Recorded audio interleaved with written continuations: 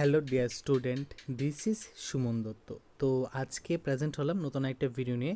আজকে থাকছে ত্রিপুরা ক্লাস 6-এর জন্য, ঠিক আছে? Tripura class 6।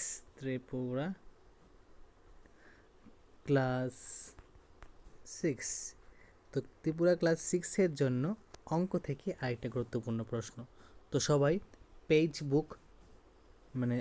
Text book page number 15 খুলে নাও।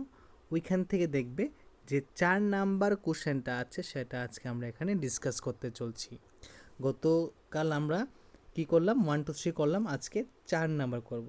তো নিচের বিবরণ মতো প্রতি ক্ষেত্রে খরচা চিত্র আঁকো এবং প্রতিটি ব্যাখ্যা করতে সঠিকভাবে লেবেল করো, ঠিক আছে?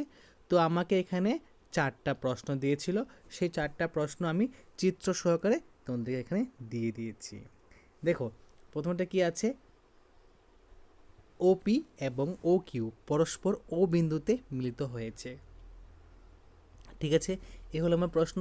তো আমি উত্তর কীভাবে লিখবো, এইভাবে বানাবো। এখানে জয়েন্টটাকে আমরা বলবো ও, আর এদিকে আমরা রাখবো পি, আর এদিকে রাখবো কিউ, ঠিক আছে?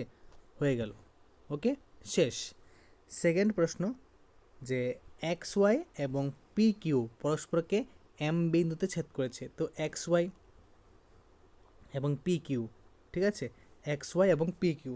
তো এখানে লিখবো এক্স, এখানে লিখবো ওয়াই, এখানে লিখবো পি, এখানে লিখবো কিউ।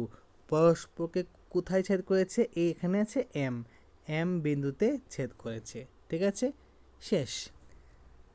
ই ও এফ বিন্দুদ্বয় এল সরলরেখার উপর অবস্থিত, কিন্তু ডি বিন্দু নয়। তো এখানে কি হবে, মানে এখানে বলেছে যে ই ও এফ বিন্দুদ্বয়, মানে দুটো বিন্দু, ধরো এটা ই আর এটা এফ, এই দুটো কি এল সরলরেখার উপর অবস্থিত, কিন্তু ডি বিন্দুটি নয়। তো কী হবে, ডাইরেক্ট টান দিবে, টান দিয়ে মধ্যে এল লিখবে, আর যেহেতু এখানে ডি আর এফ বলেছে, ডি এখানে আর এফ এখানে লিখবে। উত্তর শেষ।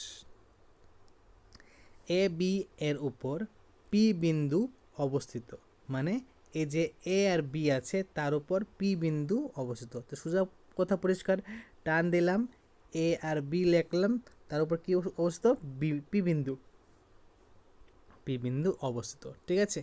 তো এই হলো আজকের গুরুত্বপূর্ণ প্রশ্ন 4 নাম্বারটা। যদি ভিডিও ভালো থাকে অবশ্যই ভিডিও সবার কাছে শেয়ার করবে। তো দেখা হচ্ছে একটা গুরুত্বপূর্ণ ভিডিওতে, সবাইকে অসংখ্য ধন্যবাদ।